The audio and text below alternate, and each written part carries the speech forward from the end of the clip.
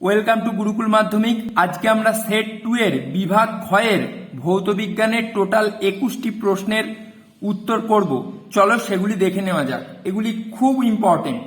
প্রথম প্রশ্নটি বলেছে একটি মিথোজেনিক ব্যাকটেরিয়ার নাম লেখো। তোমরা দেখতে পাচ্ছ একটি মিথোজেনিক ব্যাকটেরিয়া কি হতে পারে? মিথানোব্যাকটেরিয়াম, এটা হতে পারে উত্তর।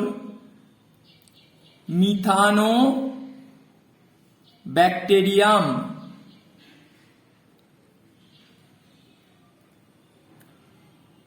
আর একটা মনে রাখো এখান থেকে, মিথানোকক্কাস। মিথানোকক্কাস। এখান থেকে এরকম মাল্টিপল চয়েসেও কোশ্চেন দিতে পারে, নিচের কোনটি মিথোজেনিক ব্যাকটেরিয়া? তার মধ্যে হয়তো এই দুটোর মধ্যে একটা থাকলো, মিথানোব্যাকটেরিয়াম বা মিথানোকক্কাসের মধ্যে। পরের দেখো এই 2.1 একটা অথবা কোশ্চেন দিয়েছে, যে কোনো একটা তোমরা এখানে করতে পারবে, যে কোনো একটা করবে। বলেছে বায়ুমণ্ডলের কোন স্তরে বেতার তরঙ্গ প্রতিফলিত হয়? অনেকে লেখে থার্মোস্ফিয়ার, আবার অনেকে লেখে আয়োনোস্ফিয়ার। এবার এখানে একটা কথা বলি, এই আয়োনোস্ফিয়ারেরই একটা স্তর হচ্ছে থার্মোস্ফিয়ার। তাই জন্য যদি এই এসএকিউতে থাকে, তোমরা যদি যে কোনো একটা লেখো সেটাই অ্যান্সার হয়ে যাবে। আর এমসিকিউ টাইপে হয় এটা অপশনে থাকবে, নয়তো এটা অপশনে থাকবে। এখান থেকে আর একটা প্রশ্ন আসতে পারে, যেটা যে মহাকাশ স্টেশন বা কৃত্রিম উপগ্রহ এটা কোন স্তরে দেখা যায়? এটাও জেনে রাখো, কৃত্রিম উপগ্রহ দেখা যায় এক্সোস্ফিয়ার। এটা মনে রেখে দেবে। আর একটা কোশ্চেন আসে এখান থেকে, মেরুজ্যোতিও কোথায় দেখা যায়? এই আয়োনোস্ফিয়ারে লক্ষ্য করা যায়। তাহলে এতগুলো প্রশ্ন কিন্তু তোমরা এখান থেকে উত্তরগুলো জানতে পারলে। পরবর্তী প্রশ্নটি বলেছে সোলার সেল তৈরিতে ব্যবহৃত হয় এমন একটি উপাদান। সোলার সেল বা সৌরকোষে সাধারণত সিলিকন ব্যবহার করা হয়। এবার যদি তোমাদের প্রশ্ন দেয় যে সোলার সেলে ব্যবহার করা হয় এরকম একটি অর্ধ পরিবাহীর নাম লেখো, তাহলে সেক্ষেত্রে কি করবে, কি লিখবে? ক্যাডমিয়াম টেলুরাইড।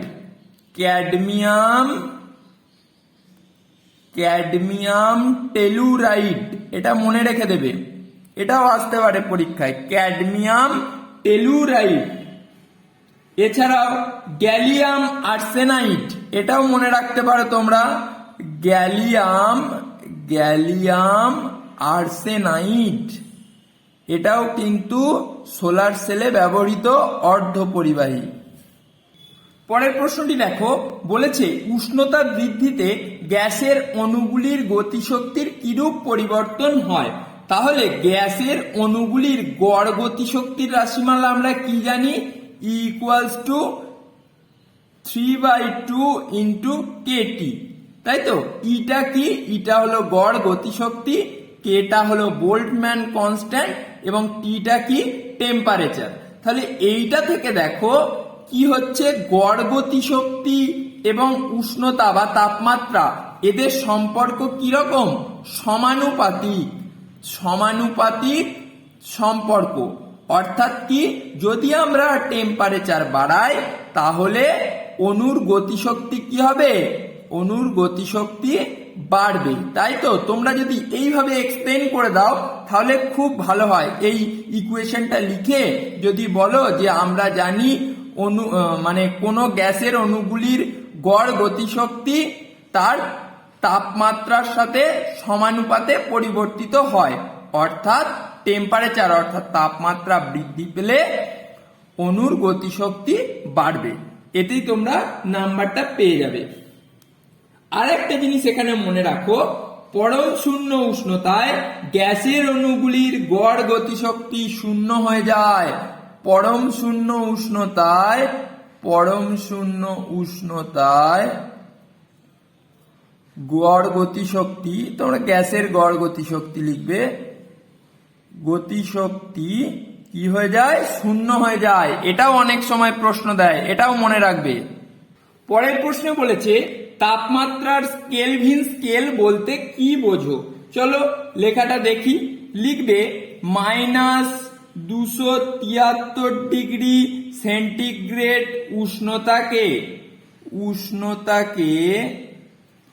0 ডিগ্রি ধরে, মানে জিরো ধরে ও উষ্ণতার প্রতি ঘরকে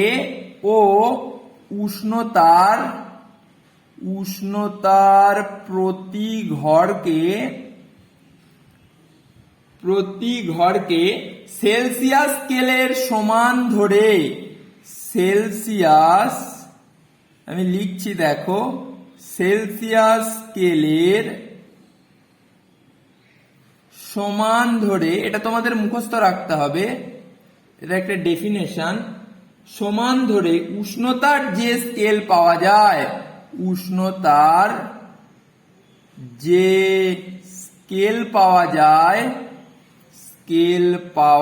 যায়, তোমরা লিখে নেবে এটা, এগুলো ভালো করে দেখতে থাকবে, তাকে তাপমাত্রার কেলভিন স্কেল বলে। তাপমাত্রার কেলভিন স্কেল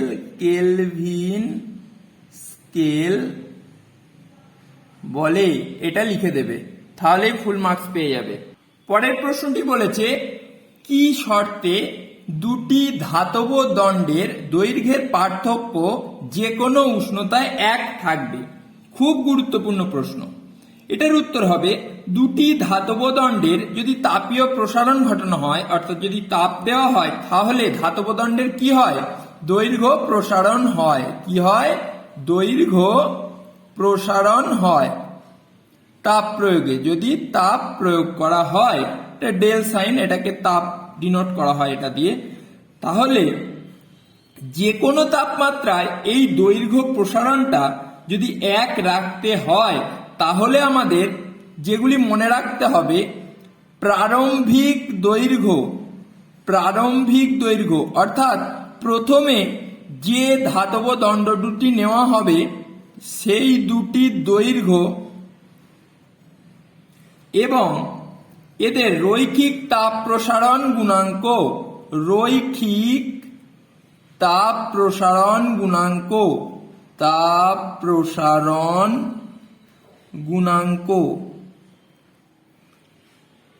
এই দুটো জিনিসকে একই থাকতে হবে। অর্থাৎ কি? দণ্ড দুটির দৈর্ঘ্য সমান হতে হবে এবং এই দণ্ড দুটি একই উপাদানের তৈরি হতে হবে। যদি দুটোই তামা হয় তো তামা হবে, দুটোই যদি লোহা হয় তো লোহা হবে, এই ধরনের আর কি। এবং দুটি দণ্ডেরই দৈর্ঘ্য একই হতে হবে, তবেই কি হবে? যে তাপমাত্রা বৃদ্ধি করলেও এদের দৈর্ঘ্যের পার্থক্য কি হবে? একই থাকবে। পরের প্রশ্নে বলেছে একটি উত্তল লেন্স কখন অবতল লেন্সের ন্যায় আচরণ করবে? অর্থাৎ এটা কি একটা উত্তল লেন্স, এটা কখন অবতল লেন্সের ন্যায় আচরণ করবে? এটার উত্তরটা কি হবে? যদি এই উত্তল লেন্স এই উত্তল লেন্সটিকে তার উপাদানের চেয়ে ঘনতর মাধ্যমে রাখা হয়, এই উত্তল লেন্সের, লিখবে উত্তল লেন্সের উপাদানের থেকে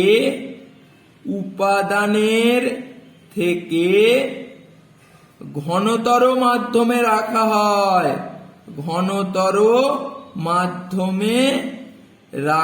হয়, তাহলে কি করবে? এই উত্তল লেন্সটা অবতল লেন্সের ন্যায় আচরণ করবে। এই প্রশ্নটি বলেছে একটি উত্তল লেন্সের সামনে 15 সেন্টিমিটার দূরে কোনো বস্তু থাকলে অপর পার্শ্বে 30 সেন্টিমিটার দূরে প্রতিবিম্ব গঠিত হয়। বস্তুর উচ্চতা 1.5 সেন্টিমিটার হলে বিবর্ধন ও প্রতিবিম্বের উচ্চতা নির্ণয় করো। খুব গুরুত্বপূর্ণ প্রশ্ন, এই ধরনের প্রশ্ন আসে। আচ্ছা, বস্তুর দূরত্ব এটাকে আমরা ইউ দ্বারা ডিনোট করছি। এটা কত সেন্টিমিটার বলে দিয়েছে দেখো, 15 সেন্টিমিটার। 15 সেন্টিমিটার বস্তুর দূরত্ব, উত্তর লেন্সের সামনে 15 সেন্টিমিটার দূরে বস্তু আছে, তাহলে লেন্স থেকে বস্তুর দূরত্বটা কত? 15 সেন্টিমিটার। আচ্ছা, প্রতিবিম্বের দূরত্ব, প্রতিবিম্বের দূরত্ব, প্রতিবিম্ব দূরত্বকে ভি দ্বারা যদি ডিনোট করি, তাহলে কি বলেছে? অপর পার্শ্বে 30 সেন্টিমিটার দূরে প্রতিবিম্ব গঠিত হয়, তাহলে 30 সেন্টিমিটার হবে মানে লেন্স থেকে প্রতিবিম্বের দূরত্বটা। আচ্ছা, আর বস্তুর উচ্চতা, বস্তুর উচ্চতা কত বলে দিয়েছে? 1.5 সেন্টিমিটার। অতএব বস্তুর উচ্চতা h1 এটা কত লিখবে? 1.5 সেন্টিমিটার। আচ্ছা, এবার বার করতে বলেছে বিবর্ধন। আচ্ছা, বিবর্ধনের ফর্মুলাটা কি? বিবর্ধন equal to V by U, অর্থাৎ কি? প্রতিবিম্বের দূরত্ব বাই বস্তুর দূরত্ব। এটাকে কি হয়? এটা দ্বারা বিবর্ধনকে ক্যালকুলেট করা হয়। তাহলে সিম্পলি ভি এর মান কত? 30 বসিয়ে দাও, আর ইউ অর্থাৎ বস্তুর দূরত্বটা কত বলে দিয়েছে? 15। তাহলে বিবর্ধন কত? 2। এবার তোমায় বার করতে বলেছে প্রতিবিম্বের উচ্চতা। তাহলে প্রতিবিম্বের উচ্চতা h2 ধরছি। প্রতিবিম্বের উচ্চতা কি? h2 আমি ধরে নিচ্ছি। ধরি প্রতিবিম্বের উচ্চতা, প্রতিবিম্বের উচ্চতা সমান h2, আর এই বিবর্ধনকে যদি আমরা m দ্বারা ডিনোট করি, তাহলে বিবর্ধন m ইকুয়ালস টু আমরা লিখতে পারি আবার h2 বাই h1, তাই তো? তাহলে এখান থেকে যদি ক্যালকুলেট করি h2 equals to m into h1 হয়ে যায় m ইন্টু h1, তাই তো? তাহলে m এর ভ্যালু আমরা কত পেয়েছি? 2 পেয়ে গেছি। আর h1 কত বলে দিয়েছে? 1.5 সেন্টিমিটার বলে দিয়েছে। তাহলে প্রতিবিম্বের উচ্চতা কত হবে? 3 সেন্টিমিটার। তাহলে বুঝতে পারলে অঙ্কটা? এই প্রশ্নেরই 2.7 অথবা আর একটা প্রশ্ন দিয়েছে, বলেছে এক ব্যক্তির চশমা লেন্সের ক্ষমতা -2.5D, চশমা লেন্সের ফোকাস দৈর্ঘ্য কত? তাহলে সবার প্রথমে আমরা জেনে নেব কি লেন্সের ক্ষমতা, এটাকে আমরা কি দ্বারা ডিনোট করি? পি দ্বারা ডিনোট করি। পি ইকুয়ালস টু আমরা কি জানি? ফর্মুলা অনুযায়ী 1/f, তাই তো? তাহলে f ইকুয়ালস টু এখানে কি হয়ে যাবে? f ইকুয়ালস টু এফটা এই জায়গায় যদি চলে যায় আর পিটা এখানে চলে আসবে 1/p, তাই তো? তাহলে 1/-2.5d যদি হয়ে যায় তাহলে এটা কি হবে? এটা যদি আমরা ডিভিশন করে দিই তাহলে এসে যাবে -0.4 মিটার। এটা হয়ে যাবে কি? ফোকাস দৈর্ঘ্য। পরের প্রশ্নে বলেছে একটি বর্তনীয় বায়ু ফাঁকের রোধ কত হয়, অর্থাৎ এয়ার গ্যাপ রোধ কত হয়? এটা তোমরা মনে রাখবে, এয়ার গ্যাপের রোধ সবসময় অসীম হয়। এর সঙ্গেই আরেকটি অথবা দিয়েছে, বলেছে গৃহবর্তনীতে অর্থাৎ গৃহস্থালিতে তড়িৎ যন্ত্রগুলিকে সমান্তরাল সমবায়ে যুক্ত করা হয় কেন? কেন? কারণ তড়িৎ যন্ত্রগুলির প্রত্যেকটির দুই প্রান্তের বিভব প্রভেদ একই রাখা হয়। এর ফলে দুই প্রান্তের বিভব প্রভেদ একই রাখার জন্য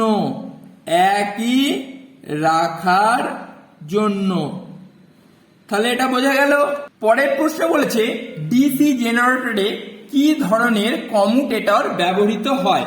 এটা মনে রাখবে স্প্লিট রিং কমিউটেটর। আমি লিখছি, দেখো, স্প্লিট রিং কমিউটেটর। এবার এটা জানলেই তো হবে না, এটা জানতে হবে কেন এই স্প্লিট রিং কমিউটেটর ব্যবহার করা হয়। কারণ এটা আর্মেচার কয়েলে উৎপন্ন এসি কারেন্টকে, মানে আর্মেচার কয়েলে কি হয়? অল্টারনেটিং কারেন্ট উৎপন্ন হয়, যে এই অল্টারনেটিং কারেন্টকে ব্রাশের মাধ্যমে আউটপুটে ডাইরেক্ট কারেন্টে পরিণত করে। এই স্প্লিট রিং কমিউটেটরটা এসি কারেন্টকে ডিসি কারেন্টে রূপান্তর করে। আর এই স্প্লিট রিং কমিউটেটরটা এমন ভাবে ডিজাইন করা হয়েছে যেন প্রতি অর্ধেক ঘূর্ণন, মানে ধরো এইটুকু ঘূর্ণন হলো, এটাকে অর্ধেক ঘূর্ণন বললাম, এই অর্ধেক ঘূর্ণনের পর কারেন্টের দিক পরিবর্তন হয় এবং যার ফলে আউটপুট সবসময় একই থাকে, মানে আউটপুট সবসময় একই দিকে প্রবাহিত হয়। তাই জন্য স্প্লিট রিং কমিউটেটর ডিসি জেনারেটরে ব্যবহার করা হয়, এটা মনে রাখবে। পরের প্রশ্নে বলেছে নিউক্লিয় সংযোজন ও বিয়োজন অর্থাৎ বিভাজনের মধ্যে কোন বিক্রিয়ায় প্রাপ্ত শক্তি বেশি হয়? অবশ্যই নিউক্লিয় সংযোজন বা নিউক্লিয়ার ফিউশন, তাতে নিউক্লিয় সংযোজনে প্রাপ্ত শক্তি বেশি হয়। কেন হয়? কারণ ফিউশন বিক্রিয়ায় দুটি হালকা নিউক্লিয়াস একত্রিত হয়, দিয়ে একটা ভারী নিউক্লিয়াস গঠন করে। দুটি হালকা, এ দুটো কি হালকা নিউক্লিয়াস, এরা একে অপরের সাথে যুক্ত হয়ে এদের থেকে একটা ভারী নিউক্লিয়াস গঠন করে এবং এই প্রক্রিয়ায় নির্গত শক্তি বিভাজন প্রক্রিয়ার থেকে অনেক অনেক গুণ বেশি হয়। তাহলে বুঝতে পারলে? এরপরে যেটি আছে বলেছে বাম স্তম্ভের সঙ্গে ডান স্তম্ভের সামঞ্জস্য বিধান করো। খুব সহজ, চলো দেখে নি। বলেছে একটি ক্ষারীয় মৃত্তিকা ধাতু। তাহলে ক্ষারীয় মৃত্তিকা ধাতু এগুলি কোনগুলো? দেখো আমরা সাধারণত জানি 2 নং শ্রেণীভুক্ত মৌলগুলোকে বলা হয় কি? ক্ষারীয় মৃত্তিকা ধাতু। তাহলে 2 নং শ্রেণীতে কি থাকে? ম্যাগনেসিয়াম। তাহলে আমরা ক্ষারীয় মৃত্তিকা ধাতুর সাথে ম্যাগনেসিয়াম অর্থাৎ বি, তাহলে আমরা এখানে বি লিখে দেব। এবার দেখো একটি তেজস্ক্রিয় মৌল কোনটি? তেজস্ক্রিয় মৌল হলো এদের মধ্যে দেখো রেডিয়াম, ইউরেনিয়াম, পোলোনিয়াম, এগুলো কি তেজস্ক্রিয় মৌল। এখানে যদি রেডিয়ামের জায়গায় ইউরেনিয়াম বা পোলোনিয়াম থাকতো তাহলে তোমরা সেটাকেও তেজস্ক্রিয় মৌল বলতে পারতে। তাহলে এটা কি হবে? ডি। পরেরটা দেখো জিঙ্কের একটি আকরিক, এগুলোর মধ্যে কোনটা? দেখো জিঙ্কের আকরিক হলো ক্যালামাইন। কোনটা? ক্যালামাইন। তাহলে এখানে কি হবে? এ হয়ে যাবে, তাই তো। তারপরে দেখো বলেছে শত জারণ বিজারণ পদ্ধতিতে নিষ্কাশিত ধাতু, এটা ভেরি ভেরি ইম্পর্টেন্ট।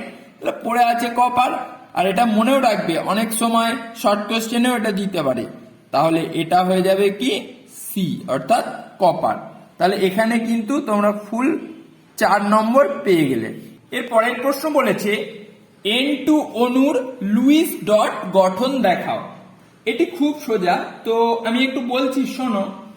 N2 অণুতে 3টি বন্ধন ইলেকট্রন জোড় আছে এবং প্রতিটি নাইট্রোজেন পরমাণুর যোজ্যতা কক্ষে একটি করে নিঃসঙ্গ ইলেকট্রন জোড় আছে। কটি করে? একটি করে নিঃসঙ্গ ইলেকট্রন জোড়। তো চলো দেখে নিই নাইট্রোজেনের পরমাণু সংখ্যা কত বলে দিয়েছে বা পরমাণু ক্রমাঙ্ক 7 বলে দিয়েছে। তাহলে আমরা স্ট্রাকচারটা আঁকছি। দেখো নাইট্রোজেন, তাই তো। তাহলে নাইট্রোজেনের স্ট্রাকচারটা দেখে নাও। নাইট্রোজেন অণু,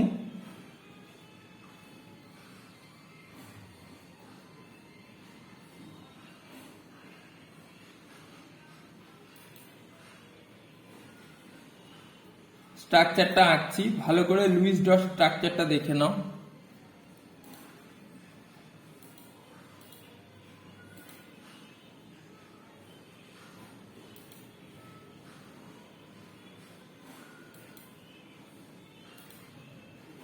তাহলে এখানে এই যে 3টে আছে,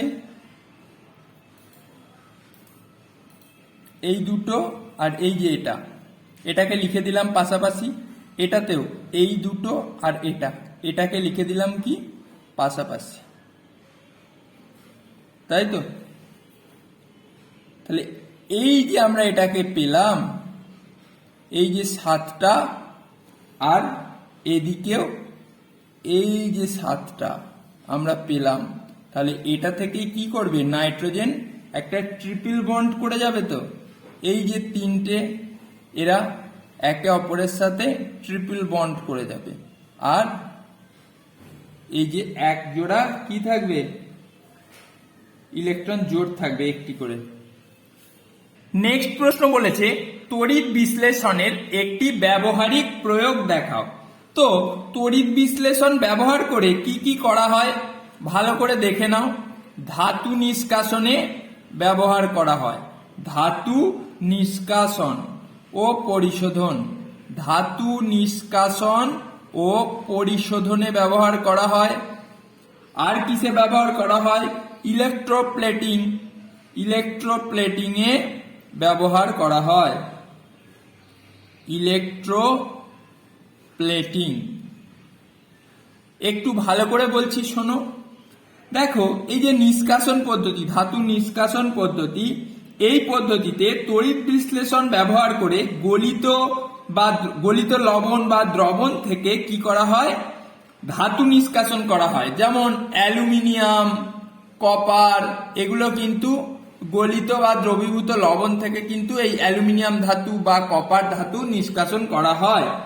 অপরদিকে দেখো এই যে ইলেকট্রোপ্লেটিং, এটাও তড়িৎ বিশ্লেষণ পদ্ধতিতে লোহার ওপর ক্রোমিয়াম বা তামার প্রলেপ দেওয়া হয়। কেন, ধাতুর সৌন্দর্য বৃদ্ধি করার জন্য এবং স্থায়িত্ব বৃদ্ধি করার জন্য, এটা একটু মনে রাখবে।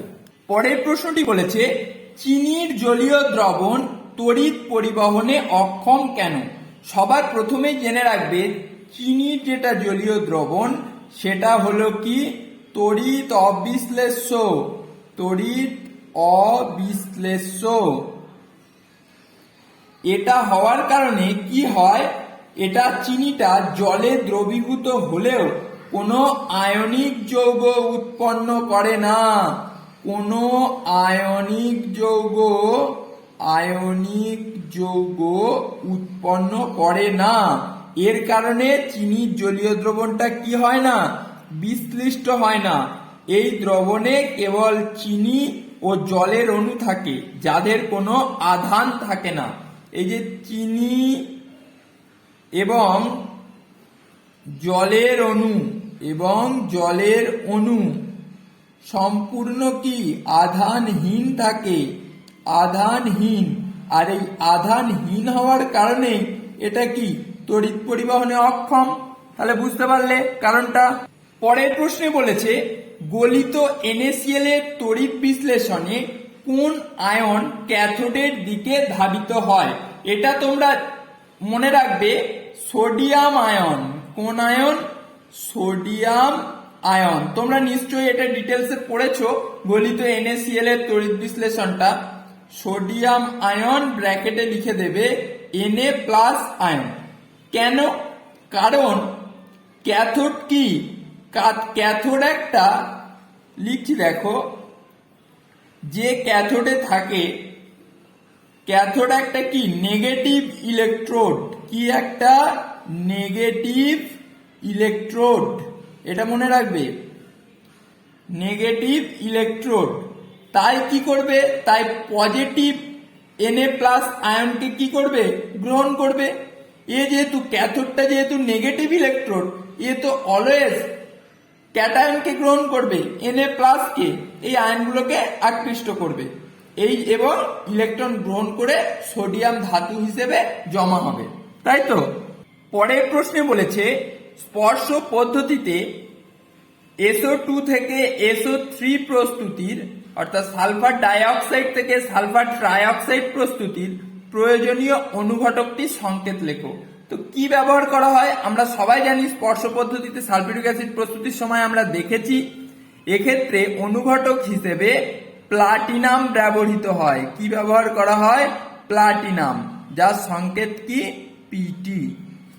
পরের প্রশ্নে বলেছে পরীক্ষাগারে অ্যামোনিয়াকে শুষ্ক করতে কি ব্যবহার করা হয়। এটা মনে রাখবে তোমরা, অনার্দ্র ক্যালসিয়াম ক্লোরাইড, অনার্দ্র CaCl2 ব্যবহার করা হয় পরীক্ষাগারে অ্যামোনিয়াকে শুষ্ক করতে। পরে দেখো এর সাথে অথবা যেটা আছে সেটা কি বলেছে, বলেছে H2S অর্থাৎ হাইড্রোজেন সালফাইড গ্যাসের একটি ভৌত ধর্মের উদাহরণ দাও। চলো দেখে নিই। তো হাইড্রোজেন সালফাইড আমরা প্রধানত কি দেখে চিনতে পারি? পচা ডিমের গন্ধযুক্ত গ্যাস, পচা ডিমের গন্ধযুক্ত, এটা মনে রাখবে। এবং কি, এবং বর্ণহীন। তো বর্ণহীন হলেই তো আমরা চিনতে পারবো না, কারণ অক্সিজেন নাইট্রোজেন সবই বর্ণহীন। তাহলে কি থেকে চিনতে পারবো? এই গন্ধ থেকে, পচা ডিমের গন্ধযুক্ত। পরের প্রশ্নটা চলো দেখে নিই। বলেছে টেফলনের মনোমারের নাম কি? এর আগের ভিডিওতেও এই কোশ্চেনটা ছিল, আমি নামটা বলে দিচ্ছি। টেফলনের আসল নাম হচ্ছে পলিটেট্রাফ্লুরো ethylene. Tetrafluoro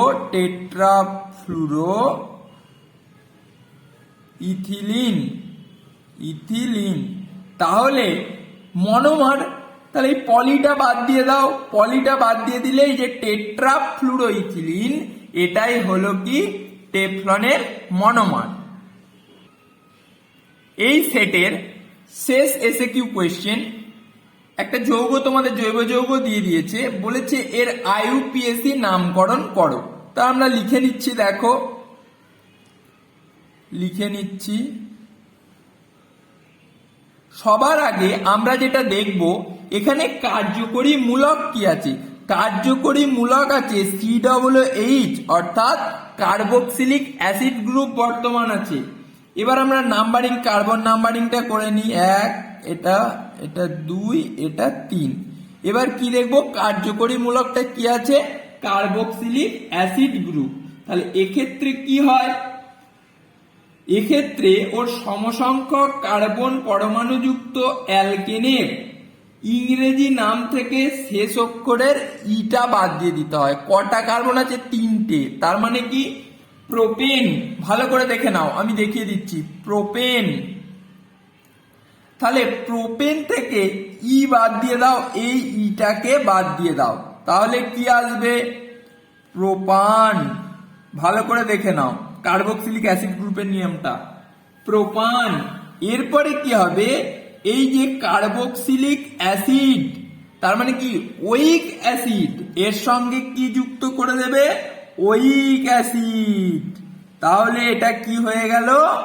propanoic acid. Propanoic acid, এটার আইইউপিএসি নাম হলো কি? Propanoic acid. এই সেটটা এখানেই শেষ করলাম। কেমন লাগলো তোমরা অবশ্যই কমেন্ট বক্সে কমেন্ট করে জানাবে, এবং পরবর্তী সেটগুলো আমরা যতটা শীঘ্র সম্ভব নিয়ে আসার চেষ্টা করছি।